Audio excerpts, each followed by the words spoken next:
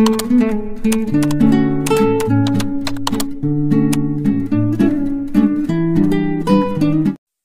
this? A reviewer? Nakataas ang kilay na tanong ni Anderson sa sekretarya niyang nakatungo na sa harap niya dahil kanina pa niya sinisigawan ito. Ano bang mahirap sa pinapagawa ko? It's just a monthly sale, Daisy. May reference ka na naman na susundan, di ba? Ano mahirap doon? Sir Anderson, sinunod ko naman po yung binigay niyong gagayahan. Hindi ko po alam kung ba't hindi niyo po nagustuhan. Kabadong sagot ni Daisy habang nakatungo ang kanyang ulo. Kahit saan mo dalhin tong gawa mo, mare-reject to. Dagdag pa ni Anderson.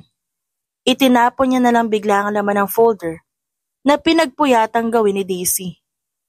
Hindi ko alam kung bobo ka ba o sadyang mahirap ka lang umintindi. Isa-isang pinulot ni Daisy ang mga papel na nagkalat sa sahig. Nagbuntong hininga siya at minura niya ang boss sa isipan bago tumindig muli sa harap ni Anderson. I need that report within the day. Kapag di ko nakuha ang tamang sales report before 4:49 p.m., I'm sorry to say this, but you're fired. Because I don't need a useless secretary like you used to be. Tumikhim si Daisy. Tumunghay siya't sasagot na sana nang muling magsalita si Anderson. Get out of my office. And don't forget to bring your trash out. Sambit nito habang nakaturo pa sa pinto. Nakababa ang magkabilang balikat na naglakad palabas si Daisy. Paglabas niya, nakasalubong niya ang matalik na kaibigang si Jomar. Tapos na mahal na araw pero pang Biyernes Santo pa rin yung mukha mo. Anyari sa'yo? Ginawa ko naman lahat para lang ma-meet yung demand niya. Sinunod ko naman lahat ng gusto niya. Pero bakit ganun pa niya naging feedback niya sa gawa ko? Alam mo bang ilang araw ko itong pinagpuyatan tapos tatawagin niya lang basura? Sumusobra na siya. Inikot ni Daisy ang mga mata niya dahil sa pagkairita. Halos malukot na nga ang folder na hawak niya dahil sa higpit ng pagkakuyom niya sa kanyang mga daliri. Sinabihan na kita tungkol kay Sir Anderson, kaya pagpasensyaan mo na lang. Boss natin siya. Kaya wala tayong choice kundi lawakan ng pasensya natin. Hinaplos ni Jomar ang likod ni Daisy. Patingin nga. Tignan natin kung saan ka nagkamali para ma-check natin na maayos. Halika sa table ko. Ayoko na. Ani Daisy. Itinapon niya na lang bigla sa basurahan ang folder na hawak niya. Kung ano-ano masasakit na salita ang binitawan ni Sir Anderson kanina. Kung narinig mo lang yung mga sinabi niya, maaawa ka sa akin. Naawa nga ako sa'yo kaya gusto kitang tulungan. Halika na sa table ko. Kinuha ni Jomar ang folder na itinapon ni Daisy. Pinagpagpa niya ito. Huwag na nating ipilit, Jomar. Hindi siya marunong mag-appreciate sa mga efforts ng empleyado niya. Bobo pa yung tingin niya sa akin. So, kahit ano pa revise ang gawin ko, ibabalik at ibabalik niya rin yun sa akin. Gusto niya akong tanggalin bilang sekretarya niya, pero hindi ko hahayaang gawin niya yon. Naguluhan si Jomar sa tinura ni Daisy. Kaya nagsalubong ang magkabilang kilay niya. Ano ibig mo sabihin? Imbes na sisantihin niya ako, magre-resign na lang ako. Pagkatapos, mag-hire ako ng papatay sa kanya, buwisit siya. Hindi alam ni Jomar kung anong magiging reaksyon niya sa sinabi ng kaibigan. Kamot ulo siyang nagpalingalinga bago magsalita. Sira ulo ka. Umayos ka, baka may makarinig sa'yo.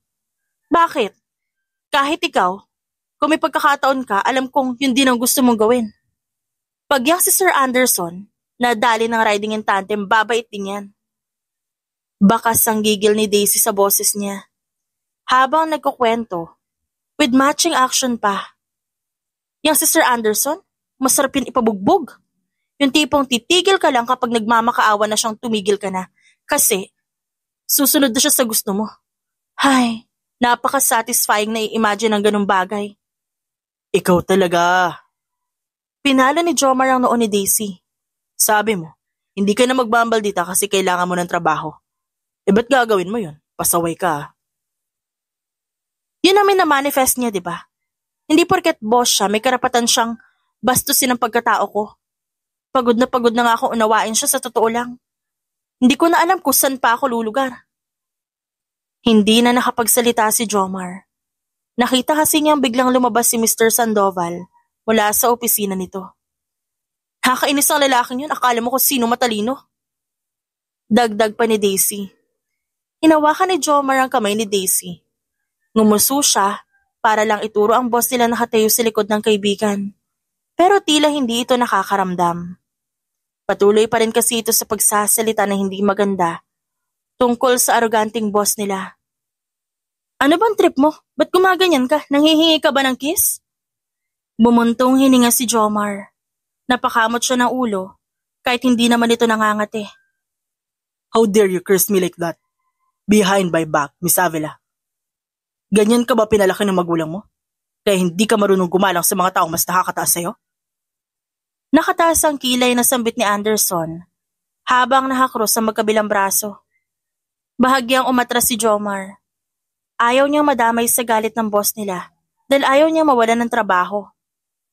Sa pag-aakalang hihingi ng paumanhin ng kaibigan, hinayaan niya si Daisy.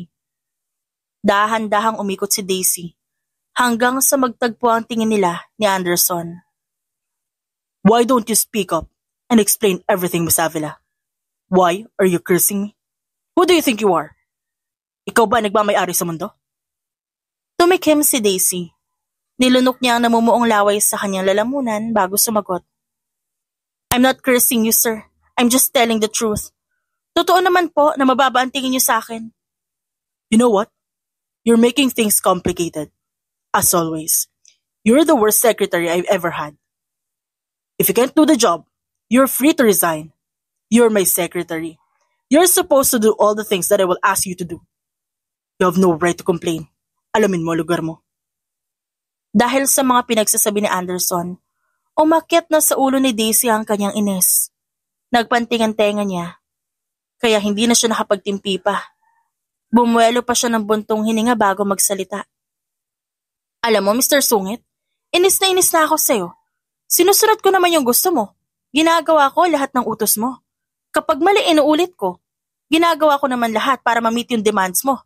Pero ba't ganyan ka? Ba't gustong-gusto mo akong pinapahiya sa lahat? Palagi mo pinamumukha sa akin na bobo ako at walang pinag-aralan, kahit hindi naman totoo yon. Hindi mo na-appreciate yung efforts ko. Hindi ko na alam kung saan pa ako lulugar. Are you done? Tanong ni Mr. Sandoval sa pinakamalamig na boses. Ibang klase ka talaga, ang tindi mo. Alam mo sir, ayoko na. Suko na ako sa ugali mo. Pero bago ako umalis, makinig ka sa akin. Total magre-resign naman ako. Ilalabas ko na lahat ng hinanakit ko. Simula na ikaw maupong presidente namin, hirap na kami. Nagtataha ka kung bakit mababa ang monthly sales? Paano tataas kung ganyan mo itrato ang mga empleyado mo? Paano kami gaganahang magtrabaho kung di mo kami tao kundi parang alila ko ituring? Hindi kami mga robot. Na kapag sinabihan mo na masasakit na salita, tatalikod lang at magpapatuloy na ulit sa pagtatrabaho. Hindi ganun, sir. Bawat masasakit na salitang binibitiwan mo, kumukurot yon sa puso namin. Sandaling huminto si Daisy sa pagsasalita, bago siya muling magpatuloy. Sa haba kasi ng sinabi niya, hininga lang siya. Bawat isa dyan sa mga empleyado mo, kapag tinanong mo sila, may maikukwento silang masamang ginawa mo. Kasi ganun ka eh. Wala ka namang pakialam sa amin, sa mga nararamdaman namin. Nasa kalagitnaan sila ng diskusyon nang biglang dumating si Don Facundo Sandoval, ang ama ni Anderson, na siyang kasalukuyang presidente ng kumpanya na dating pagmamay-ari niya. What's going on here? Dinig kahit sa malayo ang sigawan niyo. Mataas ang boses si Don Facundo na nakatayo sa di kalayuan, habang hawak ang kanyang paboritong tungkod. Ang lahat ng empleyado na nasa area lumingon sa kanya. Kasama na ang kanyang anak at ang sekretarya nito. All of you, back to work except you, Anderson, and your secretary. Mag-usap tayo sa opisina mo, Mr. CEO. Sambit ni Don Facundo bago tumalikod. Bago sumunod sa ama, nilingon pa ni Anderson si Daisy, habang sinamaan naman siya nito ng tingin. Inis na inikot ni Daisy ang mga mata. Dahil naging pet peeve niya na ang kanyang boss. Dapat hindi mo na pinatulan pa si Sir Anderson. Paano kung tanggalin ka niya? Paano mo ipapaliwanag sa nanay mo yun, Aber? Hindi tanggalin niya. Mas magugustuhan ko pa ngayon.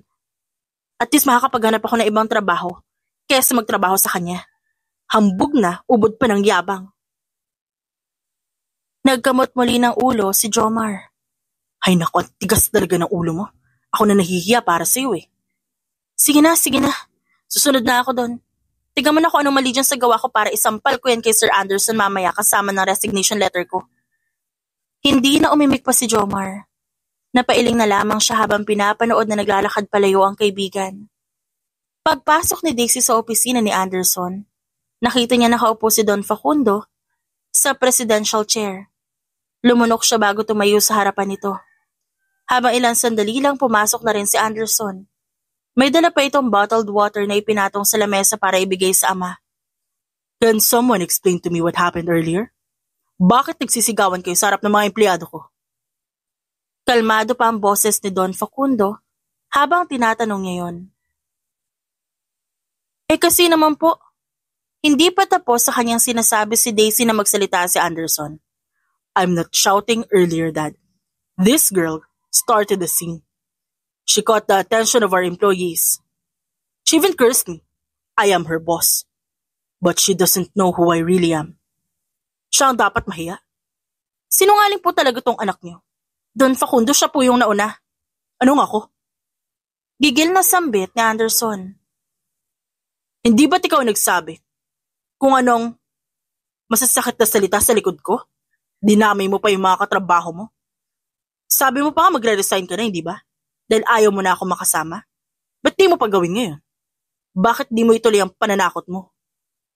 Ikaw talagang lalaki ka? O bakit? Totoo naman ang sinasabi ko, di ba? Nasasaktan ka ba?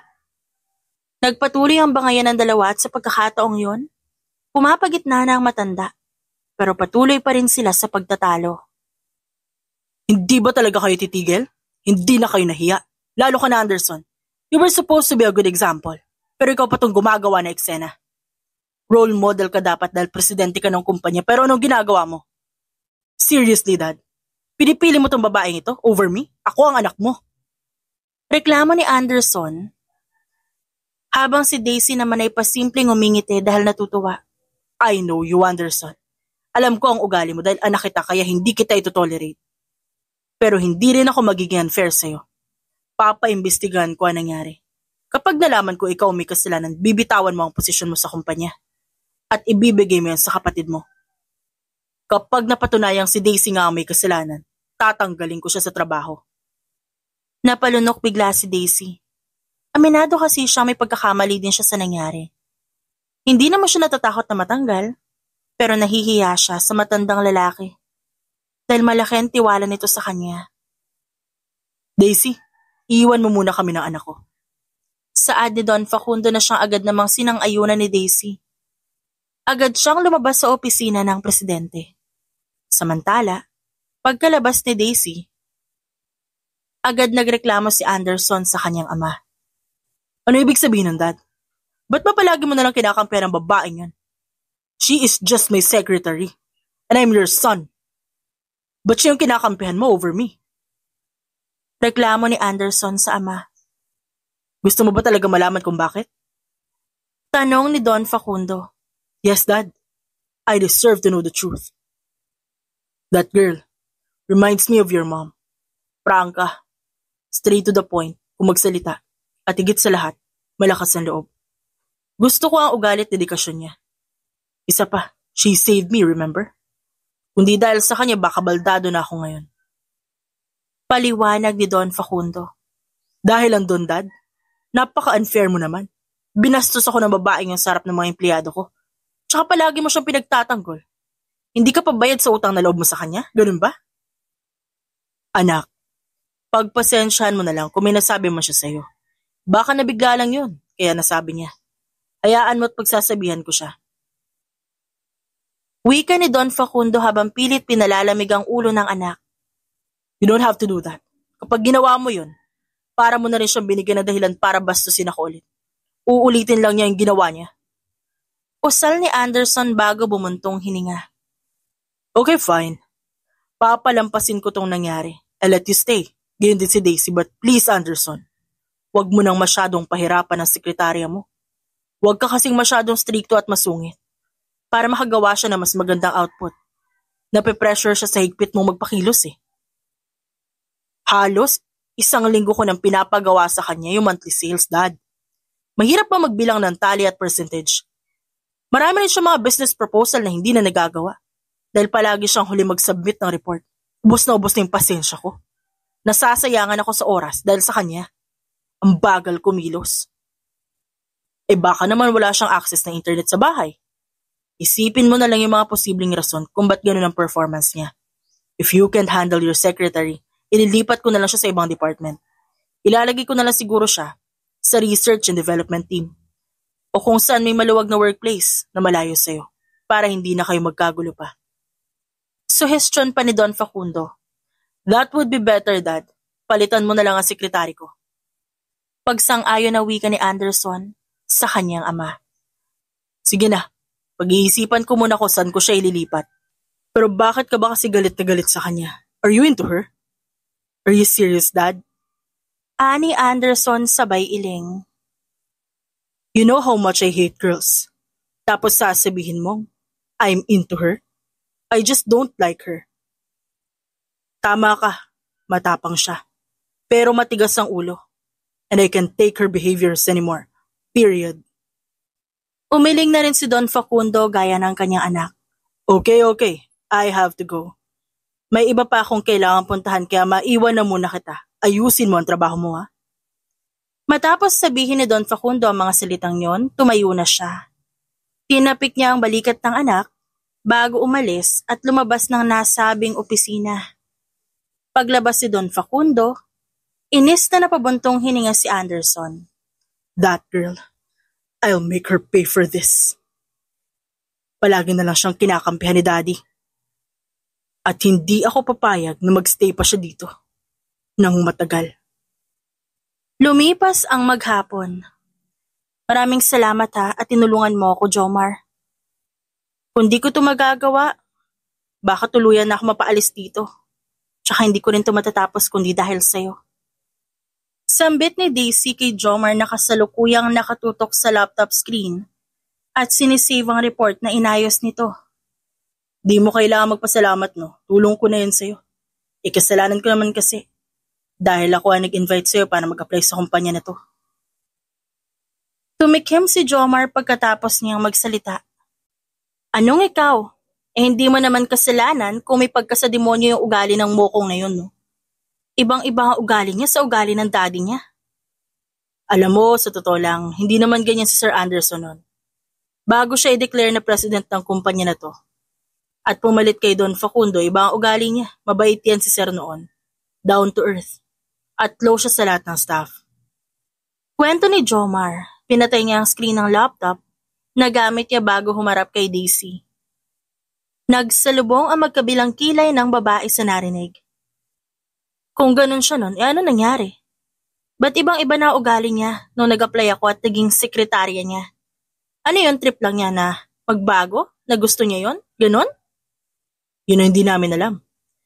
Palaisipan pa rin sa lahat ng empleyado ang biglaang pagbabago ni Sir Anderson. How about Don Facundo? Alam niya ba ang dahilan? Kasi baka may malalim na rason kung bakit cold na si Sir Anderson. At kung bakit parang 24/7 siyang nireregla. Walang sino man ang naglakas loob na questionin si Sir.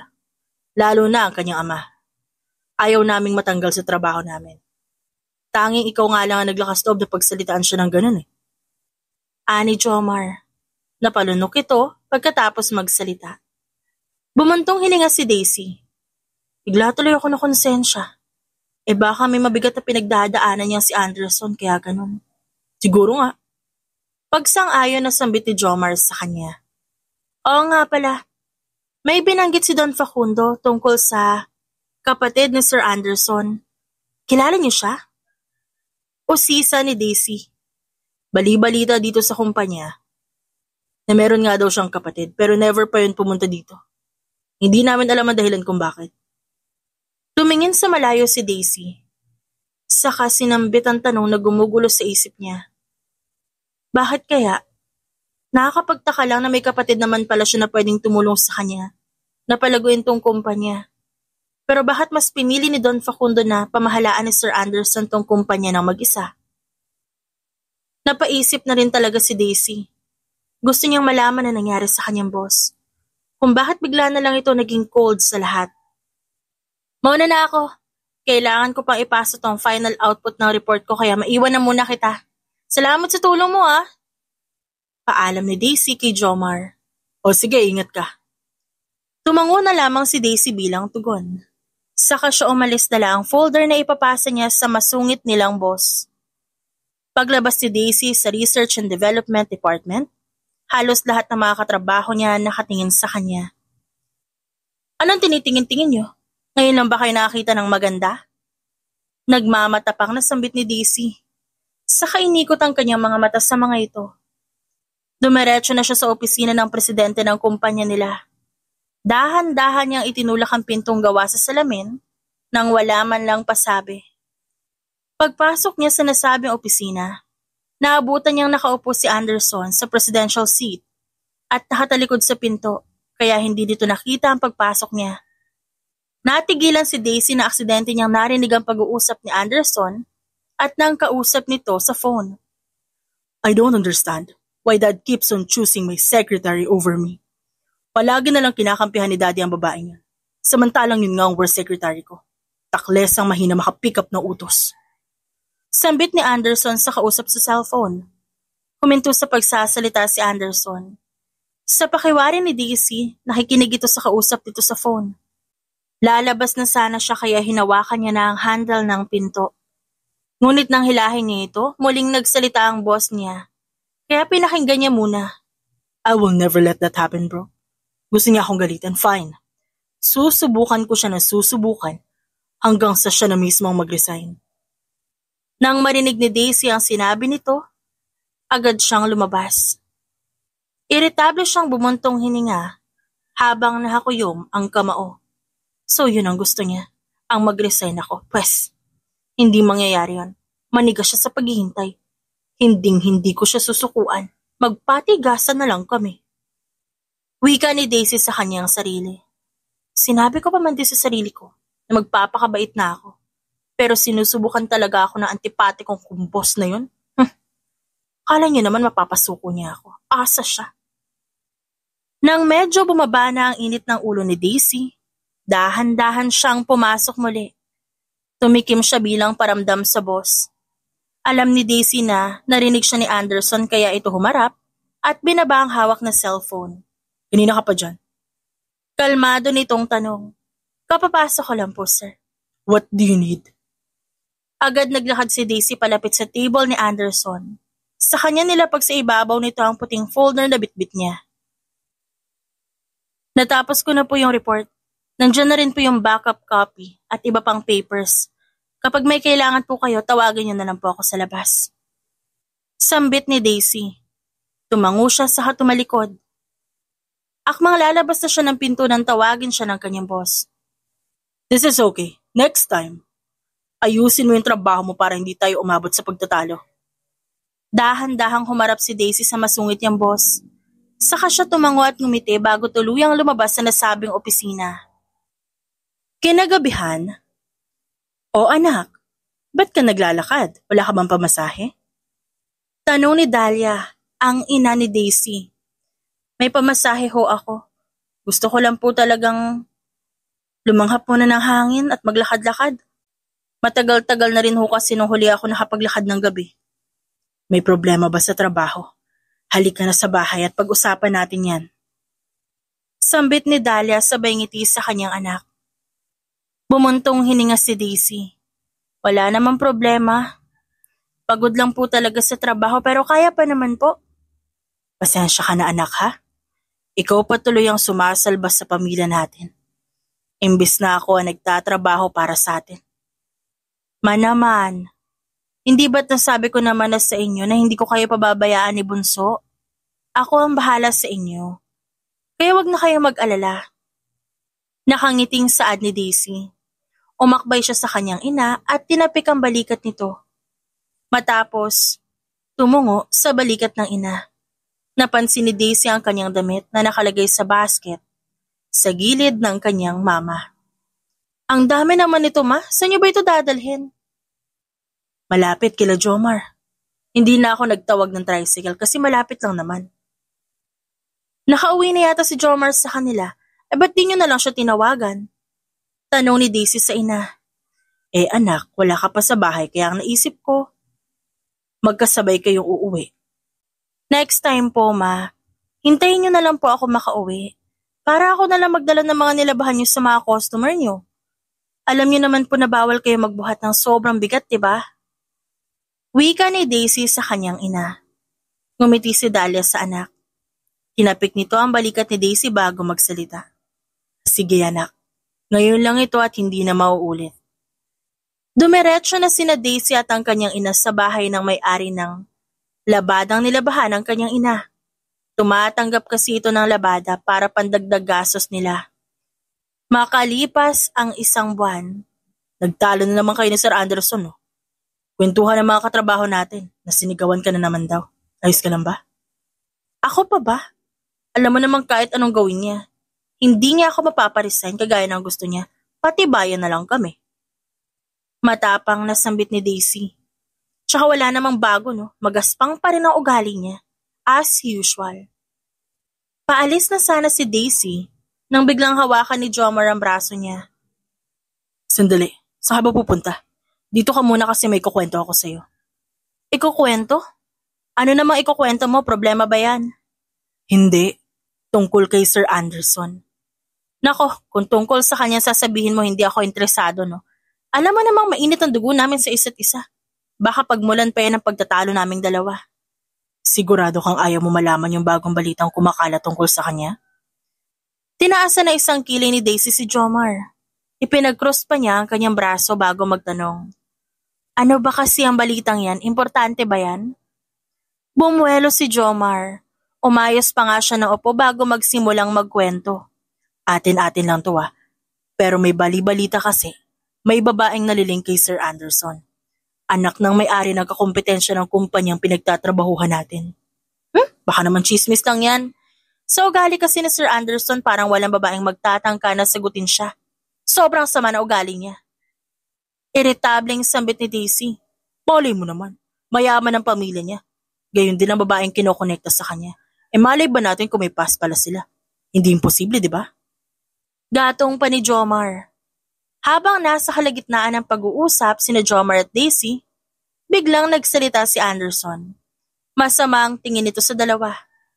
Binabayaran ba kayo ng kumpanya para magchismisan? Pag-usapan ng buhay ng iba? Nagsusupladong sambit ni Anderson. Nakakross pa ang magkabilang braso nito. Wala ba kayong mga trabaho? Kaya kung ano-ano inaatupag niyo? Nang marinig ang katakot-takot na boses ni Anderson, agad na napatayo si Jomar. Gayon din ang iba pang mga empleyado na kasalukuyang kumakain sa pantry. Hindi gaya ng ibang empleyado, taas noong tumayo si Daisy sa harap ng boss niya. Ano pa tinatayo-tayo mo dyan? Back to work. Masungit na utos ni Anderson sa sekretarya niya. Aba, Sir Anderson, hindi pa po tapos ang break time namin pero pinapaalis na kami dito sa pantry. Wala na po ba kaming karapatan ubusin ang libreng oras namin? Matapang na tanong ni Daisy sa boss niya. Bumuntong hininga si Anderson. Umiling saka siya nagsalita. Alam mo Daisy, kung ako lang masusunod, matagal na kitang sinisante. I am tired of arguing with you. Hindi ko alam kung nang-iinis ka ba talaga o nananadya ka na. Inuubos mo lagi ang pasensya ko. Ngumisi si Daisy. Yun ay kasiyahan niya. Ang mainis na masungit niyang boss, inilapit niya ang kanyang labi sa tenga ni Anderson saka bumulong dito. Hindi ako magpapatalo sa kasamaan ng ugali mo. Pagdusahan nating naging magkatrabaho tayo. Bulong ni Daisy kay Anderson bago ito muling umiti at maglakad palayo sa gwapo ngunit masungit na boss niya. Napailing na lamang si Anderson sa inasta ng matapang niyang sekretarya. Lumipas ang mga araw, ilang linggo hanggang sa umabot na ang 3 buwan. Daisy iha, pwede ba tayo mag-usap? Bunga de Don Facundo nang makita si Daisy sa labas ng opisina ng mga clerk. Don Facundo, kayo ho pala. Kamusta na po kayo? Tagal na po yata nang huli kayong bumisita dito. Nakangiting sambit ni Daisy sa matanda. Nako, ayaw ko lang ng stress. Ayokong ma-stress ako sa mga nababalitaan ko tungkol sa inyo ng anak ko. Napakamot ng batok si Daisy. Bigla siyang nakaramdam ng hiya sa tinura ng matanda. Kung yun po yung dahilan kung ba't niyo ako makausap, pasensya na ho. Palagi po kasing sinusubukan ni Sir Anderson yung pasensya ko. Dahil alam ko po na gusto niya ako mag-resign. Siyempre nilalabanan ko siya. Hindi po ako magre-resign, no? Hindi po ako magpapasindak sa anak niyo. Kung masama po ang loob niyo sa akin, pasensya na po. Pero hindi ko po susukuan yung may sa demonyong ugali na anak niyo. Hindi po ako papayag na minamaliit niya lang ako.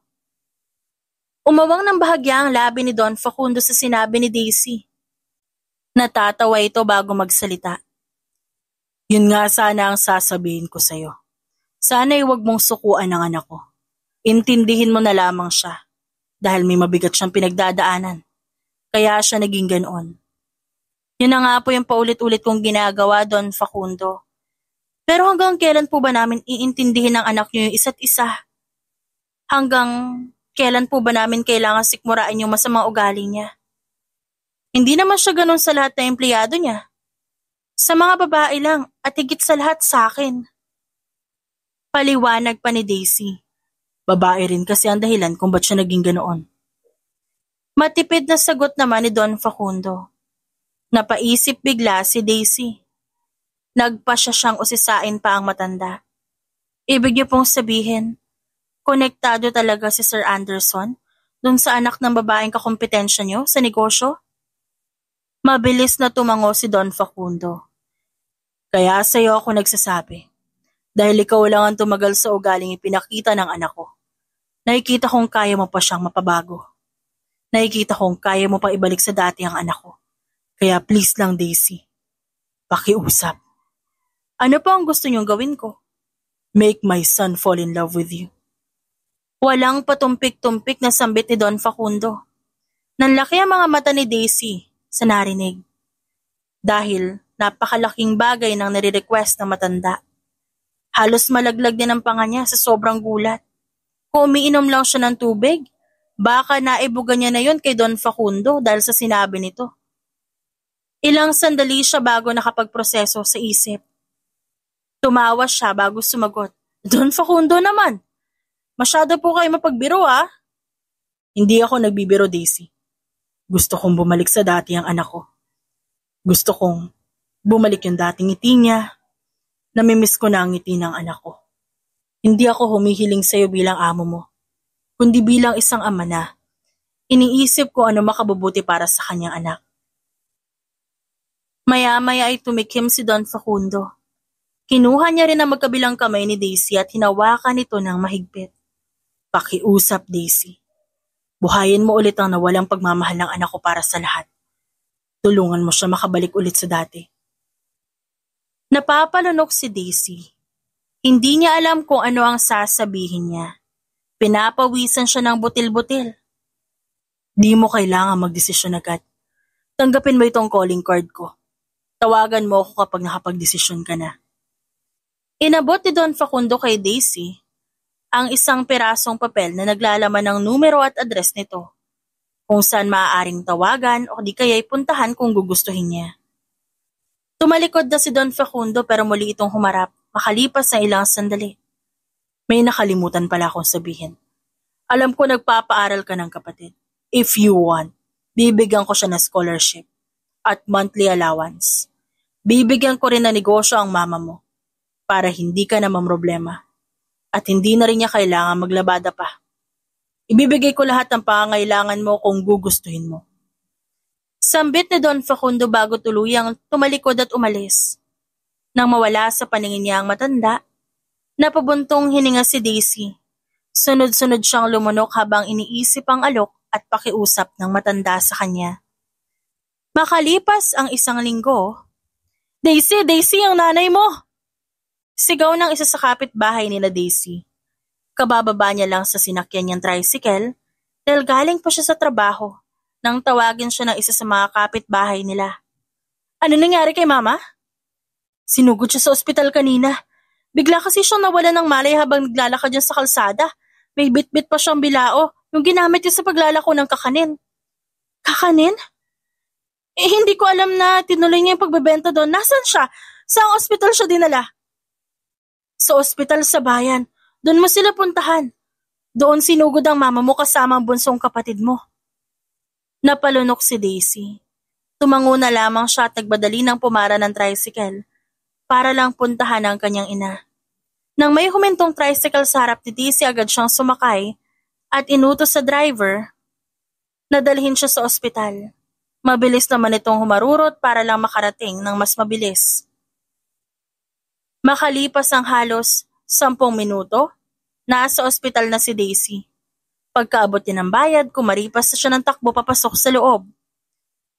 Nasa ward yung mama mo? Sambit ng nurse na pinagtanungan ni Daisy. Nagmadali na siya. Nang mahanap ang ward, agad siyang pumasok at tatagpuan ng kanyang ina na wala pang malay. At ang bunso niyang kapatid na nakaupo sa tabi nito. Bunso! Mahinang pagtawag niya habang papalapit sa kanilang ina at bunsong kapatid. Ate! Tumayo si Daryl. Kapatid ni Daisy mula sa kanyang kinauupuan. Mangiyak-ngiyak itong yumakap sa kanya. Ano nangyari kay Mama? Bigla na lang siyang bumagsak sa harap ng bahay, ate. Naglilinis ako sa bahay nang tawagin ako ng kapitbahay eh. Ate, takot ako. Ang daming galos ni Mama. Nakuha niya siguro dahil sa pagbagsak niya. Kamusta siya? Ano sabi ng doktor? Overfatigue daw, ate. May diabetes na rin daw si Mama kaya kailangan niya na ng maintenance. Ate, ayoko mawala si Mama. Gagaling naman siya, di ba? Malalim na napabuntong hininga si Daisy. Maging siya ayaw din niyang mawala ang kanyang ina dahil mula nang iwan sila ng kanilang ama at sumama sa ibang babae. Tanging si Dahlia lamang ang nag-alaga at nag-aruga sa kanilang dalawang magkapatid. Kaya alam ni Daisy na mahihirapan siyang kayanin kapag nawala ang kanilang ina sa buhay nila. Kanina ka pa ba nagbabantay? Umidlip ka na muna para makapagpahinga ka. Ako nang bahala kay Mama. Magpahinga ka na muna. Ani Daisy sa kapatid. Tinapik at hinaplos niya ang likuran nito bago niyakap. Magiging okay si Mama. Wala tayong dapat ipag-alala. Great fighter kaya siya. Sana nga ate maging okay na si Mama. Kapag pinagaling ni Papa God si Mama, magpapakabait na ako, hindi na ako magpapasaway sa kanya. Marahang ginulo ni Daisy ang buhok ng bunsong kapatid bago ito tuluyang paupuin sa katabi ng kanilang ina. Dahil na rin sa matinding antok. Matapos, umayos na upo ni Daryl sa hospital bed. Maya-maya'y humiga na rin ito at nakatulog. Si Daisy naman lumabas na muna at pumwesto sa bench malapit sa pintuan ng ward. Paano ko gagawa ng paraan ng pambayad namin sa ospital? Wala pang sweldo, wala rin akong ipon. Saan kamay ng Diyos ako hihiram? Walang ibang magawa si Daisy kundi huminga ng malalim ng sandaling yon. Pagod na nga siya sa trabaho na ospital pa ang kanyang ina. Maging ang utak niya pagod na rin sa pag-iisip. Wala siyang naitabing extra money dahil sapat lang ang isinasahod niya. Gayon din ang kinikita ng ina sa mga sideline nito sa pang-araw-araw na gastos nila. Kinabukasan, nasaan si Daisy? May utos ako sa kanya. Sambit ni Anderson sa dating sekretary ng kanyang ama na ngayon naka-assign sa ibang department. Naku sir, tumawag ko sa akin si Daisy, hindi daw po makakapasok ngayon. Sagot nito kay Anderson. Umalo ng guhit sa noo ni Anderson. Nagtagpo ang magkabilang kilay dahil sa pagtataka. Yun ang kauna-unahang lumiban sa pagtatrabaho bilang sekretarya? Si Daisy. Bakit? Nasa ospital po yung nanay eh. Siya po yung nagbabantay, kaya hindi siya makakapasok ngayon. Habang nasa kalagitnaan ng pag-uusap si Anderson at ang dating sekretarya ng kanyang ama, siya namang pagdating ni Don Facundo. Tama ba yung narinig ko? Nasa ospital ang mama ni Daisy? Tanong ng matanda sa dating sekretarya. Walang alinlangan itong tumango bilang tugon.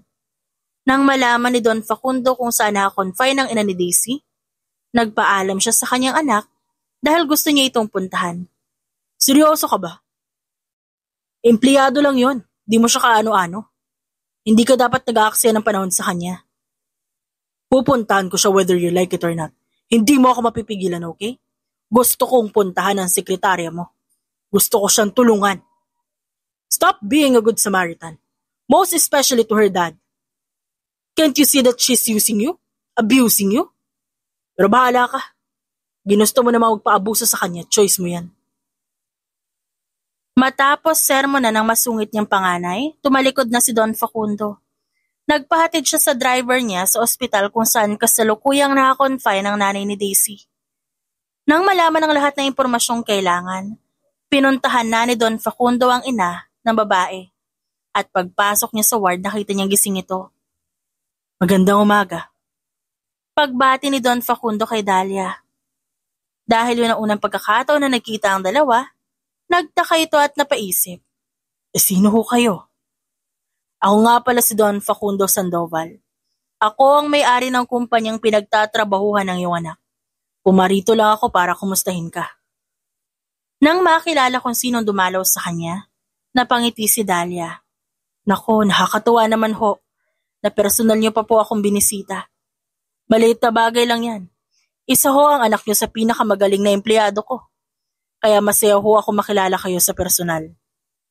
Kumusta naman ang pakaramdam ninyo?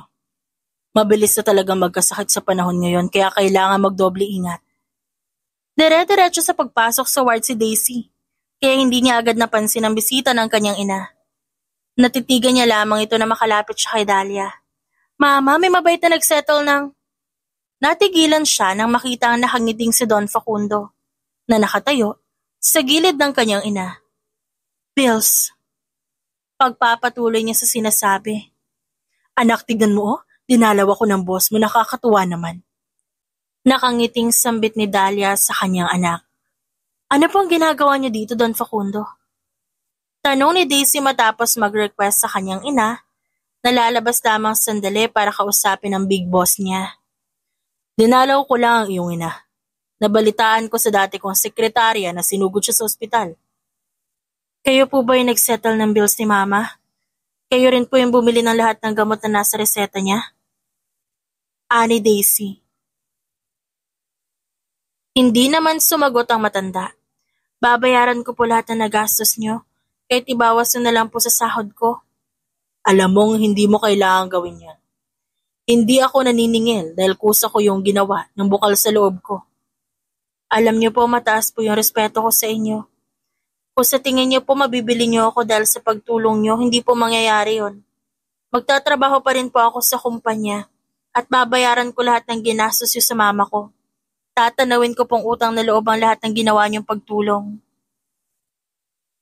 Taas noong sambit ni Daisy sa matanda. Kung iniisip mong ginagawa ko ito dahil sa hinihingi kong pabor, nagkakamali ka.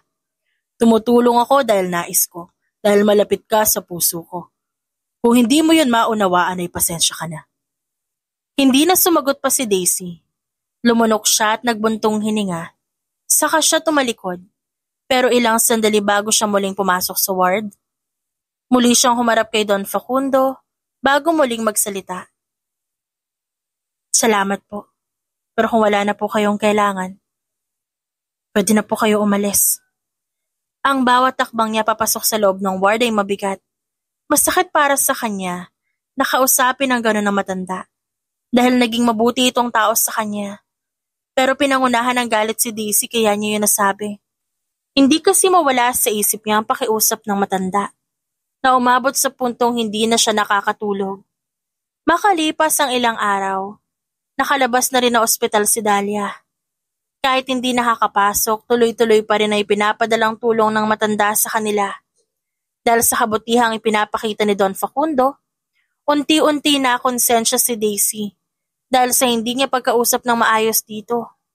Kinausap niya ang matanda at humingi siya ng pagpapatawad. Inisip ni Daisy na utang na loob niya ang pagtulong na ginagawa ni Don Facundo. Kaya kahit na hindi inaalok sa kanya ang alok nito noon na paibigin si Anderson, tinanggap niya pa rin ito. Makalipas ang isang buwan. I need to go na.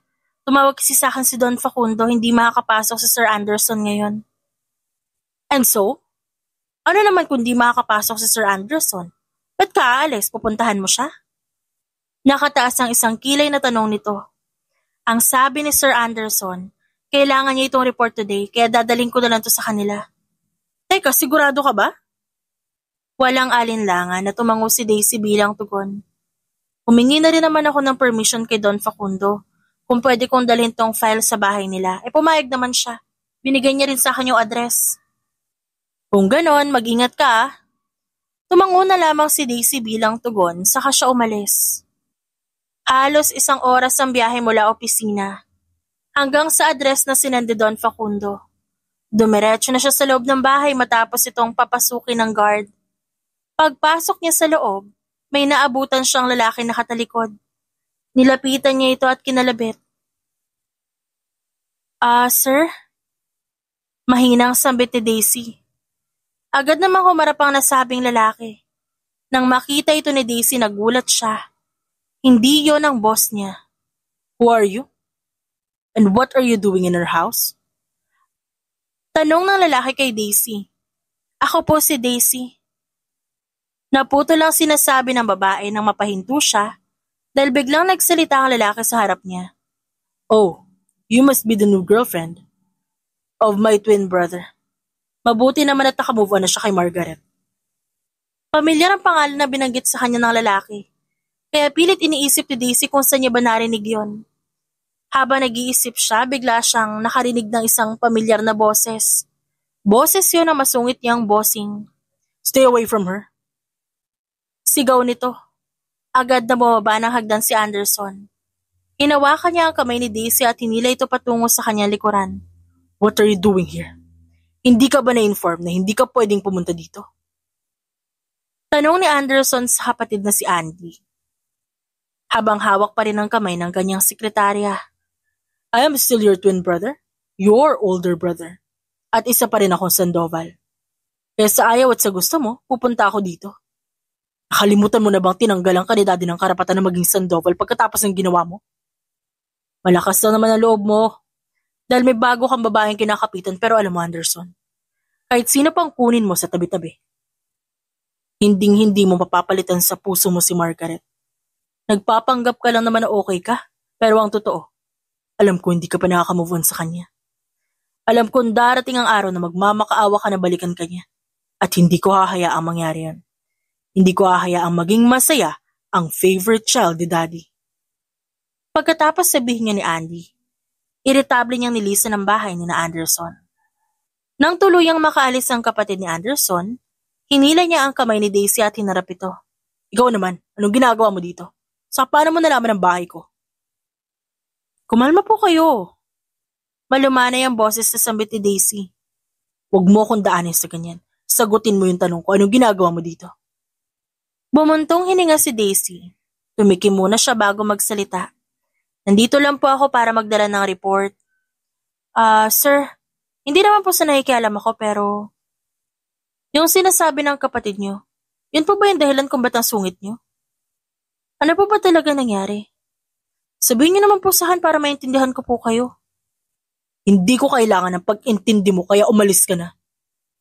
Lumunok si Anderson sa kamalalim na nagbuntong hininga. Hindi po ako alas hanggat niyo sinasabi. Bahala kayo dyan. Iritableng inikot ni Anderson ang kanyang mga mata sa kanyang sekretarya.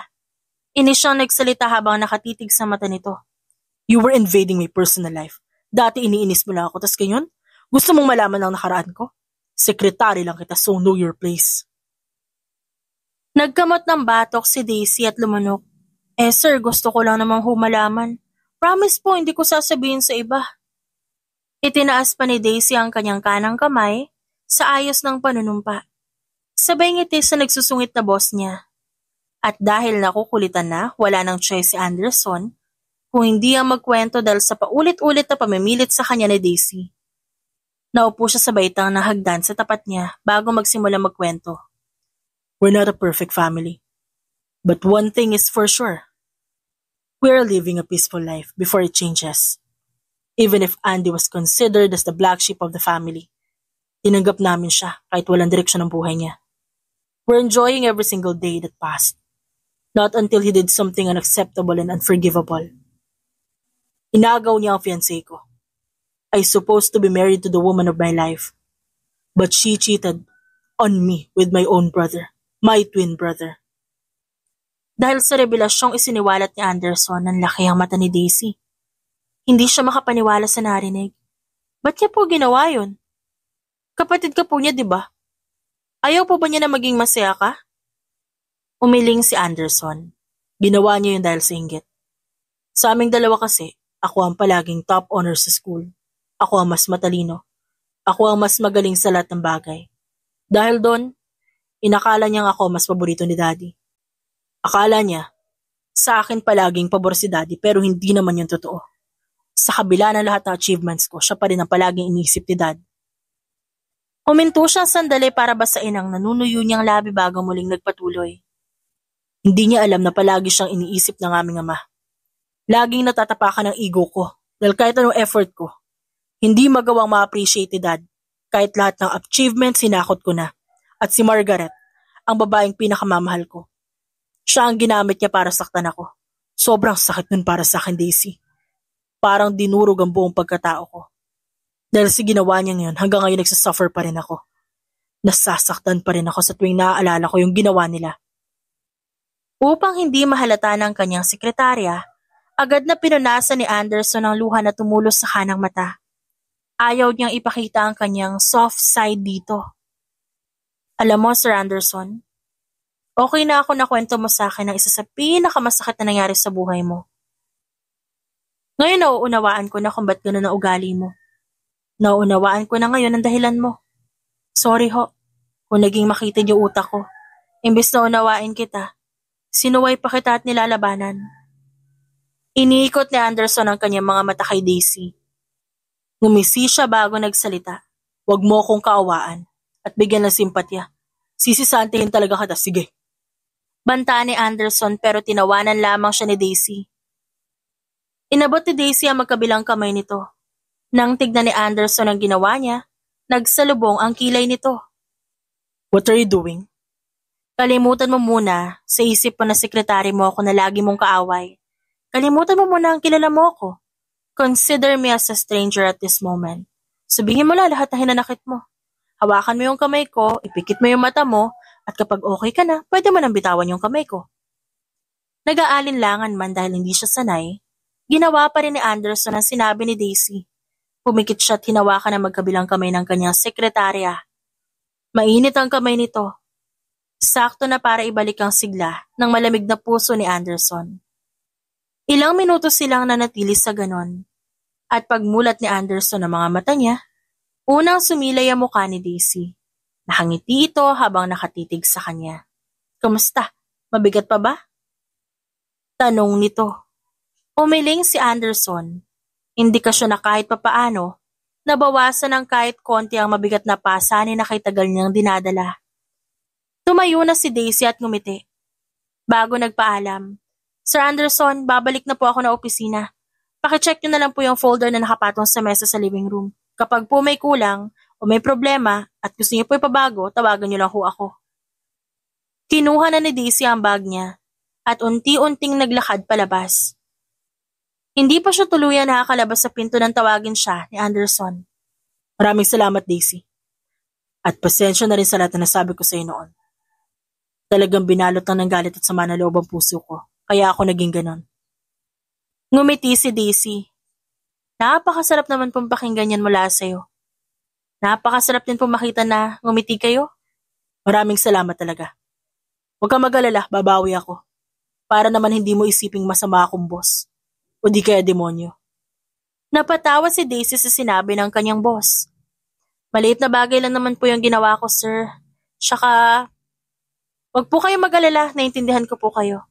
Masaya naman po ako makatulong. Maraming salamat ulit. Tumango si Daisy bilang tugon. 3 buwan na rin ang nakalipas. At sa 3 buwan na yon, talaga namang napakalaki ng pinagbago ni Anderson. Hindi na mainitin ang ulo nito. Napapadalas din Na makita sila magkasama. Hindi rin makapaniwala ang mga katrabaho nila dahil hindi na sila nag-aaway. Okay rin naman pala yung pagkain dito sa pantry, no? Sambit ni Anderson habang kinakain ng waffles na may cheese flavor. Ba't naman po kasi hindi nyo sinubukan tikman ng mga pagkain dito? Mas pinipili nyo pa pong mag-order sa mga 5-star restaurant kesa tangkilikin yung pagkain ng opisina nyo? Ayoko makihalubilo sa iba. Mas ginaganahan ako kapag mag-isa akong kumakain sa loob ng opisina. Nginuya ni Daisy ang natitirang pagkain sa kanyang bibig bago siya nagsalita. Ganon ba, sir? Kung ganon, mula ngayon, sabay na tayong kumain dito sa pantry. Kapag di ka sumabay, edi ilibre mo ako na isang full meal. Napakamot ng ulo si Anderson. Napapailing na lamang siya sa mga sinasabi ni Daisy sa kanya. Ilang sandali pa nang magring ang cellphone niya, agad naman siya nagpaalam kay Daisy para sagutin ang emergency call. Nang makaalis si Anderson, agad na lumapit si Jomar sa kinauupuan ni Daisy. Tinukso-tukso siya nito. Ikaw ba't kasama mo si Sir Anderson? May namamagitan na ba sa inyo? Mapang-asar na sambit ni Jomar sa matalik na kaibigan. Inikutan siya ni Daisy ng mata. Pinagtaasan pa ng kilay pagkatapos. Masyado kang OA. Kumakain lang, may namamagitan agad. Ang dumi naman ng isip mo. Sus, Daisy. Bata pa lang tayo, magkakilala na tayo. Ultimo paligo nun, sabay tayo eh. Ngayon ka pa talaga naglilihim? Ikaw talagang bakla ka, itsosera ka. Wala na mamagitan sa amin, no? Kilabutan ka nga dyan sa mga pinagsasabi mo. Basta Daisy kung ano man meron sa inyo ni Sir Anderson, ako ang pinakaunang magiging masaya para sa inyo. You fought this far. Sayang naman kung di kayo magkakatuluyan, di ba? Sira ulo to. Bahala ka nga dyan, panira ka ng mood. Lumipas ang mga araw. Linggo hanggang ilang buwan. Dahil sa halos araw-araw na magkasama, lumalalim ang ugnayan nina Anderson at ng sekretary niyang si Daisy. Sa katunayan ngay, laman sila ng kwentuhan ng mga empleyado. Gayon din sa ibang kumpanya. At dahil doon nakarating ang balita kay Margaret at sa mga magulang nito na siyang kalaban nila sa negosyo. Where's your boss? Masungit na bungad ni Margaret habang paibabang tinitignan si Daisy. Nasa business meeting po. Sino po ba kayo? May appointment po ba kayo sa kanya? Ba't ba ang dami mong tanong? Hindi mo ba ako kilala? Nagtaas ng kilay si Margaret sa kanya. Umiling naman si Daisy bilang tugon. Ako lang naman si Margaret Velasquez, Anderson's ex-fiancé. Confident na pagpapakilala nito. Bahagyang napatras si Daisy. Aminado siyang kung titignan masyadong perpekto itong si Margaret. Kung ihahalin tulad sa kanya, walang-wala siya. Bukod kasi sa ubod ito ng ganda, anak mayaman pa. Kung wala ka nang sasabihin, lumayas ka na sa harap ko. Nagmamaldita ang sambit ni Margaret. Inikutan niya ito ng mata, bago tinalikuran. Dumiretso sa loob ng opisina ni Anderson, at doon piniling hintayin ang dati niyang fiancé. After an hour, what are you doing here? Gulat na sigaw ni Anderson na makita ang ex-fiancé na nakaupo sa presidential chair. Did you miss me? Umalis ka na kung ayaw may pakalad ka dito sa guard. Ngumisi si Margaret. Really? Kaya mong gawin yan sa ex-fiancé mo? Para namang wala tayong pinagsamahan yan. Saan ka ba kumukuha ng kapal na mukha para magpunta dito? Talaga bang tinakasan ka na ng katinuan? I heard the news about you, Anderson. Seriously? I can't believe that you're flirting with some nobody. Hindi ako na-inform na mahilig ka na pala sa mababang uri ng nilalang. Don't you dare talk to her like that. Siguro nga, hindi siya kasing level mo.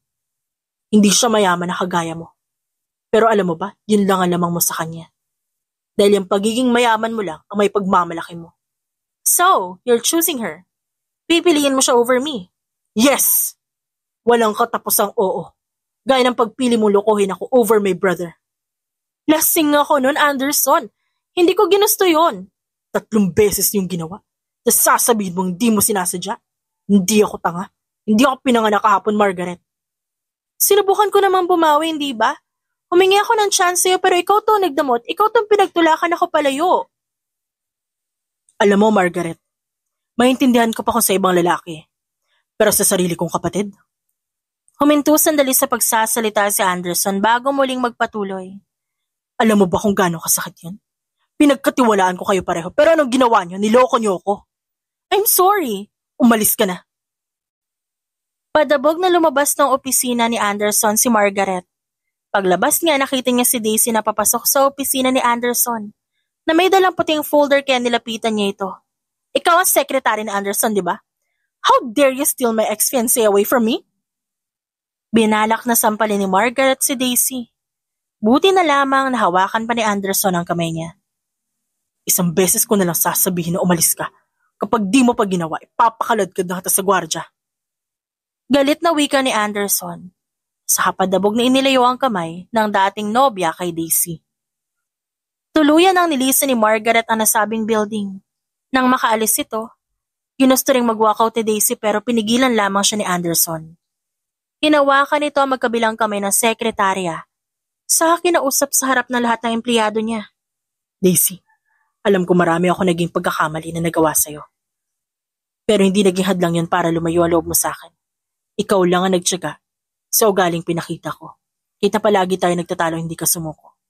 Hindi ka tumigil hanggang mapalambot mo ko. Daisy, I can't hide my feelings anymore. I like you. Napalunok si Daisy. Gusto niyang bawiin ang kanyang kamay mula sa pagkakahawak ng gwapong binata na nasa kanyang harapan, pero hindi niya ginawa yon. Hindi mo kailangan magdesisyon ngayon. Hindi mo kailangan sumagot agad. Basta ako, sinabi ko lang yung nararamdaman ko. Dahan-dahan itong binitiwan ang kamay ni Daisy. Dahil sa nakakabiglang pag-amin ni Anderson sa kanya, tila nawala ang amor nito sa gwapong boss niya. Lumipas sa mga araw, naging malamig ang pakikitungo nito kay Anderson. Hanggang sa isang araw, Sir, pinabibigay po ni Daisy. Sambit ni Jomar. Sabay abot ng puting envelope. What's this? Pinapaabot niya po yan. Pinapasabi niya rin na pasensya na daw po sa lahat na naging abala niya. Bago umalis ng opisina ni Anderson si Jomar, sinabi niya muna dito ang address ng best friend niya. Magmadali po kayo, sir. Maglilipat bahay na po kasi sina Daisy ngayon. Kaya kailangan niyo na po magmadali para maabutan niyo sila. Hindi na nagpaalam pa si Anderson. Iniwan na lamang niya si Jomar sa loob ng kanyang opisina at nagmamadaling sumakay sa elevator. At habang nasa biyahe si Anderson, tila sumasang-ayon ang panahon at tadhana sa kanya dahil mabilis siya nakarating sa address na binigay ni Jomar. Mr. Richard Reyes. Sambit ni Anderson sa kanyang sarili. Upang kumpirmahin ang nakita, agad na bumaba ng sasakyan si Anderson. Lumapit siya sa lalaki at kinalabit to. Excuse me? Dahan-dahang humarap ang lalaki. Kapwa ng laki ang mga mata nila sa gulat. Mr. Reyes, ikaw nga. Anderson, anong ginagawa mo dito? Hinahanap po kasi si... Natigil sa pagsasalita si Anderson nang makita ang lumabas sa gate kung saan ang galing si Mr. Reyes. Papa, magmerienda ka muna. Sambit ni Daisy habang bitbit ang tray na may lamang pagkain. Daisy, halika. May papakilala ako sa'yo. Agad na lumapit si Daisy sa kanyang ama. Nang makita kung sino ipapakilala nito, nanlaki ang mga mata niya. Sir Anderson, anong ginagawa mo dito? Tinignan ni Mr. Reyes si Anderson bago niya pinagmasdan ng kanyang anak. Kakilala kayo? Nang hindi sumagot ang dalawa, nagpasya siyang iwan muna ang mga ito. Anong ginagawa mo dito? Tanong ni Daisy, matapos huminga ng malalim. Pwede ba mag-usap muna tayo? Ano pang dapat natin pag-usapan? Nag-resign na ako. Wala na akong obligasyon sa'yo. Anong wala? Meron. Ano namang obligasyon ko sa'yo, Aber? Ito. Itinuro ni Anderson sa dibdib niya ang daliri bago muling magpatuloy. Obligasyon mong patahimikin tong puso ko na walang tigil na sinisigaw ang pangalan mo. Hindi na napigilan ni Daisy ang kiligin. Hinampasin ng mahina ang dibdib ng dating boss. Baliw ka talaga. So ano nga? Gagawin mo ba yung obligasyon mo o hindi? Nagkamot ng ulo si Daisy. Pinalo niya ang braso ni Anderson bago magsalita. Oo na, sige na. Anong oo na, sige na? Papayag na akong gawin yan pero may isang kondisyon. Anong kondisyon? Ligawan mo muna ako. Pagkatapos nun tignan natin kung ako pa rin ba yung gusto niyan. Sambit ni Daisy sabay hagalpak ng tawa. At titignan din natin kung pareho ba tayo ng sinisigaw. Titignan ko kung isisigaw din ba ng puso ko yung pangalan mo. Ikaw talaga. Ginulo ni Anderson ang buhok ni Daisy. Saka kinurot ang pisngi nito. I will make you the happiest woman. Pagkasabi ni Anderson noon, nilapitan niya si Daisy at niyakap ng mahigpit. Hindi naman ako makahinga. Kumalas ka na nga. Nahihiya na ako eh. Maya-maya, nagkaroon naman ng maikling katahimikan. Biglang napaisip si Anderson. Teka nga pala, ba't di mo sinabing tatay mo si Mr. Richard Reyes? Bigla tuloy ako nahiya sa mga ginawa ko sa'yo. At oo nga din pala, paano man nakilala yung papa ko? Siya ang may pinakamalaking shareholders ng kumpanya. Ba't kasi wala sa resume mo ang pangalan ng papa mo? Separated kasi sila ng nanay ko. Kailan lang nung nagkabalikan sila. Nakakatuwa nga eh. Hindi pala totoong sumama sa iba si papa. Umalis pala siya para magpayaman at bumawi sa amin. Medyo matagal nga lang, pero okay lang. Bumabawi naman siya sa lahat ng oras na nawala. Nakangiting kwento ni Daisy. Mabuti naman kung ganon. Mabuti at nasa maayos ng pamilya mo. Sandaling tumahimik si Daisy para magbuntong hininga. Habang si Anderson nakatingin lamang sa kanya. Ikaw ba? Kailan ba kayo magkakaayos ng pamilya mo? Hindi umimik si Anderson sa sinabi ni Daisy. Muling nanumbalik sa kanya ang naging kasalanan sa kanya ng kapatid. Huwag na lang natin pag-usapan. Bakit hindi? Hindi ba't sabi mo na mahal mo ako? Na ako ang gusto mo? Kung talagang totoo ang sinasabi mo, ang kondisyon ko bago maging tayo, gusto ko kalimutan mo lahat ng masamang nangyari sa buhay mo. Gusto ko, patawarin mo na yung sarili mo. At kung kaya mo, sana mapatawad mo na rin yung kuya mo. Kasi magkapatid pa rin kayo. Iisa lang yung dugong nananalaytay dyan sa katawan nyo. Darating din tayo dyan, Daisy. Pero sa ngayon, pwede bang tungkol muna sa ating yung pag-usapan natin? Mas gusto ko kasi yon. Walang pagtangging tumango si Daisy. Sa kanya niyaya si Anderson na pumasok sa loob ng bahay, habang di pa tapos ang paglalabas ng kanilang gamit para sa paglilipat. Makalipas ang 6 na buwan, Anderson anak, kailan mo ba iimbitahin si Daisy dito sa bahay? Para naman makasabay natin kumain ng pamilya niya. Para naman hindi palaging tayong dalawa lamang ang nakaupo dito sa hapag. Hindi ba nobya mo na siya? Why don't you ask her to come and join us? Bago natin hilingin makasabay ang buong pamilya ni Daisy, pwede bang pamilya muna natin?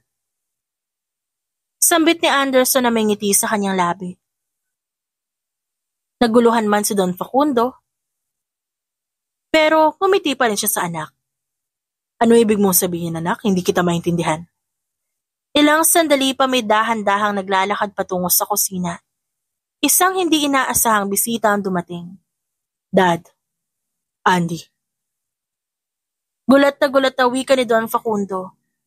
Kahit medyo hirap ay nagmadali siyang tumayo para lang lapitan at yakapin ang panganay na matagal niya na rin hindi nakita. Dad, masaya ako nakabalik na ako dito ulit.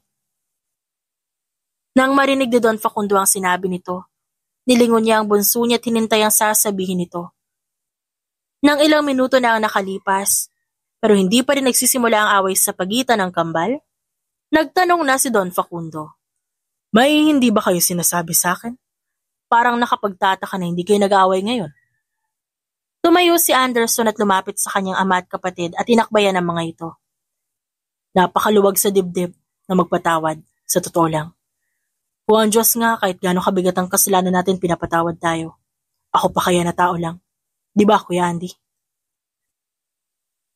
Agad sumang-ayon ang kanyang kapatid at masayang-masaya si Don Facundo dahil nakita niya muli na magkasundo ang kanyang mga anak. Sa paglipas ng mga araw, naging masaya si Anderson at Daisy sa kanilang relasyon. Kapwa sila suportado ng kani-kanilang pamilya. Dahil anak pala ng shareholder ng kumpanya si Daisy, nag-resign na talaga siya bilang sekretarya ni Anderson. Nagkaroon na siya ng mataas na posisyon sa kumpanya at tinulungan niya sa pagpapatakbo ang kanyang nobyo. Nagtatrabaho na rin sa kumpanya si Andy at si Don Facundo mismo ang nagtitrain dito. Makalipas ang ilang taon, wala nang sinagot ni Daisy si Anderson. Alam ko na hindi ikaw ang unang inalayan ko ng singsing. Pero sa'yo ko lang naramdaman ng pagmamahal at pagpapahalaga na hindi ko naranasan sa nakaraan ko. Ngayon, Daisy Avila Reyes, please be my wife. I want to be with you for the rest of my life. Lumuhod si Anderson at tinukot sa kanyang bulsa ang isang kahon na matagal niya nang binili. Will you marry me, Daisy? Hindi nagdalawang isip si Daisy, agad niyang inilagay ang kanyang kamay sa harapan ng lalaki na nakaluhod sa harap niya. Si Anderson Sandoval na tong nakaluhod sa harap ko? Tatanggi pa ba ako? Sambit ni Daisy sabay tawa. Napatawa na lang din si Anderson sa sinabi niya. Matapos itong isuot ang singsing sa kamay ni Daisy, agad siyang tumayo para yakapin ang dati niyang sekretarya na ngayon ay fiancé niya na. Hindi na pinatagal pa ni na Anderson at Daisy ang kanilang kasal. Eksaktong 3 buwan mula na mag-propose si Anderson, nag-isang dibdib na rin sila at nanumpa sa simbahan. Dahil sa kasalang naganap, nagkapatawaran ng lahat. Nagkaayos din si Anderson at Margaret. Sa katunayan nga'y engaged na rin ito sa nakatatandang kapatid niyang si Andy at balak na magpakasal sa pagpatak na eksaktong bagong taon. Ilang buwan makalipas ang kasal ni Anderson at Daisy, nagbunga ang kanilang pagmamahalan ng isang batang babae at pinangalanan nila itong Lily na nagmula sa pangalan ng isang napakagandang bulaklak. The end.